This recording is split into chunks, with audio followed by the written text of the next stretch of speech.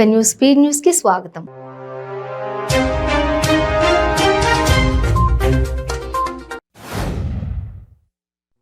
మహిళా రిజర్వేషన్ల గురించి ఢిల్లీలో దీక్ష చేసిన ఎమ్మెల్సీ కవిత రాష్ట్రంలో మాత్రం మౌనాన్ని ఆశ్రయించడంపై బీజేపీ తెలంగాణ మాజీ అధ్యక్షులు ఎంపీ బండి సంజయ్ మండిపడ్డారు.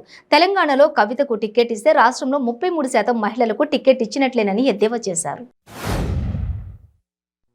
ఆదిలాబాద్ జిల్లా గుడిహత్నూర్ మండలం వాఘాపూర్ క్రాస్ రోడ్డు వద్ద జాతీయ రహదారిపై ఘోర రోడ్డు ప్రమాదం జరిగింది. ముందు వెళ్తున్న లారీని తప్పించే క్రమంలో రాంగ్ రూట్లో వెళ్లిన కంటైనర్ మరో లారీని ఢీ కొట్టి బోల్తా పట్టింది. ఈ ప్రమాదంలో డ్రైవర్, క్లీనర్ స్వల్ప గాయాలతో బయటపడ్డారు. ప్రమాద దృశ్యాలు సీసీ కెమెరాలో రికార్డ్ అయ్యాయి. అనంతపురం టీడీపీ కార్యాలయంలో ఎమ్మెల్యే పయ్యావుల కేశవ్ మీడియా సమావేశం నిర్వహించారు. 6 నెలలుగా ఓట్ల తొలగింపుపై చర్చ జరుగుతున్న వారం రోజుల్లో జరిగిన పరిణామాలపై సీఈసీ స్పందించిందన్నారు. తమ పోరాటం ఫలించిందని, కేంద్ర ఎన్నికల సంఘం స్పష్టమైన ఆదేశాలు జారీ చేసిందని తెలిపారు. సింగర్ మంగ్లీ తిరుపతిలో సందడి చేశారు. తిరుమలేశుడిని దర్శించుకుని ప్రత్యేక పూజలు చేశారు.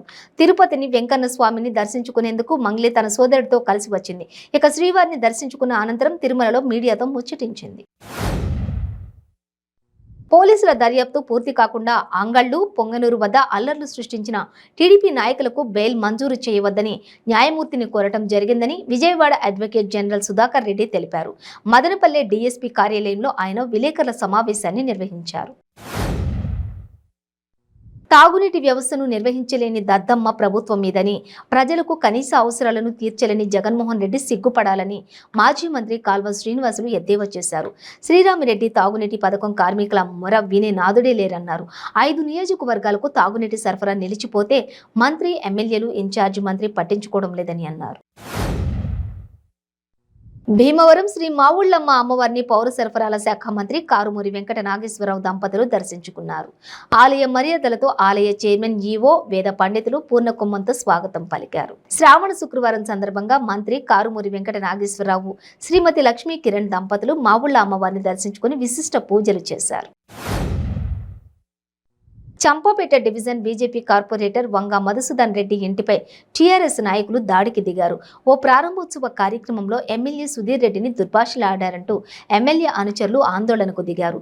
పరిస్థితులు ఉద్రిక్తంగా మారటంతో రంగంలోకి దిగిన పోలీసులు ఆందోళనకారులను చెదరగొట్టారు. ఏపీలోని ఏలూరు జిల్లా నూజివీడు వద్ద తీవ్ర ఉద్రిక్తత నెలకొంది. టీడీపీ అగ్రనేత నారా లోకేష్ చేపట్టిన యువగళం పాదయాత్రపై వైసీపీ కార్యకర్తలు రాళ్లు విసిరారు. పలువురు వైసీపీ కార్యకర్తలు వైసీపీ జెండాలు పట్టుకొచ్చారు.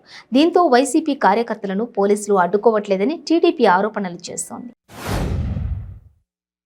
చంద్రయాన్ 3 విజయం సాధించిన సందర్భంగా నరసాపురం చిరు పవన్ యూత్ ఆధ్వర్యంలో స్థానిక అంబేద్కర్ సెంటర్లో చంద్రయాన్ 3 విజయోత్సవ వేడుకలు నిర్వహించారు.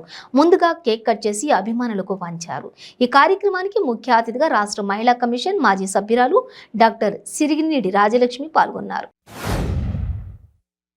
వనపర్తి మంత్రి క్యాంపు కార్యాలయంలో 395 మందికి 3.95 కోట్ల విలువైన బీసీ బంద్ ప్రొసీడింగ్స్, 361 మంది దివ్యాంగులకు పెంచిన పింఛన్, 3016 నుండి 4016 ప్రొసీడింగ్స్ లబ్ధిదారులకు రాష్ట్ర వ్యవసాయ శాఖ మంత్రి సింగిరెడ్డి నిరంజన్ రెడ్డి అందజేశారు. ఈ నెల 27న ఖమ్మం నగరంలోని బీజేపీ భారీ బహిరంగ సభకు ఏర్పాట్లు చేస్తోంది. నగరంలోని ఎస్ఆర్ అండ్ బీజీఎన్ఆర్ కాలేజీ గ్రౌండ్స్లో దాదాపుగా 1,00,000 మందితో సభను సక్సెస్ చేయడానికి బీజేపీ అగ్ర నాయకత్వం మొత్తం కూడా ఖమ్మం సభపైనే దృష్టి పెట్టింది. రాజేంద్రనగర్ ఉప్పర్పల్లిలోని నకిలీ అల్లం వెల్లుల్లి పేస్ట్ వ్యాపారం యథేచ్ఛగా కొనసాగుతోంది. వెల్లుల్లిపాయలను వాడకుండా ప్రమాదకరమైన రసాయనాలు ఉపయోగించి అల్లం వెల్లుల్లి పేస్ట్ తయారు చేసిన ముఠా గుట్టు రట్టయింది. కల్తీ అల్లం వెల్లుల్లి పేస్ట్ తయారు చేసిన స్థావరంపై ఎస్ఓటీ పోలీసులు దాడులు చేశారు. తాగిన మైకంలో దోహా నుండి కొచ్చిన్ వెళ్తున్న ఇండిగో విమానంలో 4 ప్రయాణికులు హంగామా సృష్టించారు. ఎయిర్లైన్స్ సిబ్బంది పట్ల దురుసుగా ప్రవర్తించడంతో విమానాన్ని శంషాబాద్ విమానాశ్రయంలో అత్యవసరంగా ల్యాండింగ్ చేశారు. వైసీపీ ఎమ్మెల్యే కొడాలి నానిపై టీడీపీ మాజీ మంత్రి కొల్లు రవీంద్ర తీవ్ర విమర్శలు చేశారు.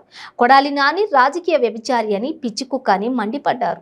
స్వార్థం కోసం ఏమైనా చేస్తారని, జగన్ కూడా ద్రోహం చేస్తారని అన్నారు. కొడాలి నాని వంశీయ బుక్కాపర్లని, పకీర్లని ఎద్దేవా చేశారు. లోకేష్ పాదయాత్ర విజయవంతం కావడాన్ని చూసి వైసీపీ నాయకుల్లో భయం పట్టుకుందని కొల్లు రవీంద్ర అన్నారు. పార్వతీపురం మన్యం జిల్లా కేంద్రంలోని విద్యుత్ సిబ్బంది అత్యుత్సాహం ప్రదర్శించారు. తమ ద్విచక్ర వాహనానికి ఫైన్ వేసిన కారణంగా పోలీస్ హెల్ప్ డెస్క్ కు కరెంటు కట్ చేశారు. తమ వాహనాలకు చలానా వేయడం ఏంటని పోలీసులతో ప్రధాన రహదారిపై వాగ్వాదానికి దిగారు. మీడియా ప్రశ్నించడంతో విద్యుత్తును పునరుద్ధరించారు.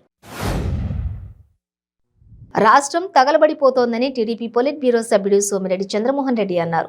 ప్రజల నుంచి ఫిర్యాదులు తీసుకుని ప్రభుత్వంతో పోరాడతామని తెలిపారు. నెల్లూరులో రచ్చబండ కార్యక్రమంలో పాల్గొన్నారు. పేదలకు ఇవ్వాల్సినటువంటి ఇళ్లు ఆపేసి ఇసుక, సిమెంట్లో వైసీపీ నేతలు అక్రమాలకి పాల్పడుతున్నారని ఆరోపించారు. పశ్చిమ గోదావరి జిల్లా పాలకొల్లు పట్టణానికి రావడానికి టిడ్కో ఇళ్లలో నివాసం ఉంటున్న మహిళలు పడుతున్న ఇబ్బందులను దృష్టిలో పెట్టుకుని ధర్మారావు ఫౌండేషన్ ఆధ్వర్యంలో స్థానిక శాసనసభ్యులు నిమ్మల రామానాయుడు ఉచిత ఆటో సర్వీసులు ఏర్పాటు చేశారు. దీంతో ఆ ప్రాంతం మహిళలు ఆనందం వ్యక్తం చేస్తున్నారు. గంజాయిని అక్రమంగా తరలిస్తున్న నలుగురిని తిరుపతి పోలీసులు అరెస్ట్ చేశారు. అందులో 2 మహిళలు ఉన్నట్లుగా పోలీసులు గుర్తించారు. అరెస్ట్ చేసిన వారి నుంచి 4.86 లక్షలు విలువ చేసే 54 కేజీల గంజాయి, 1 బైకు, 3 సెల్ ఫోన్లు స్వాధీనం చేసుకున్నారు. ఒడిశా నుండి ముంబైకి తరలిస్తుండగా రేణిగుంట రైల్వే స్టేషన్లో నిందితులను అరెస్ట్ చేశారు. విశాఖ నగరంలోని 3 టౌన్ పోలీస్ స్టేషన్ లిమిట్స్ పరిధిలోని పోలమాంబ గుడి డౌన్ ఎల్ఐసి క్వార్టర్స్లోని ఓ మహిళ అనుమానాస్పదంగా మృతి చెందింది. కేసు నమోదు చేసుకున్న పోలీసులు దర్యాప్తు చేపట్టారు.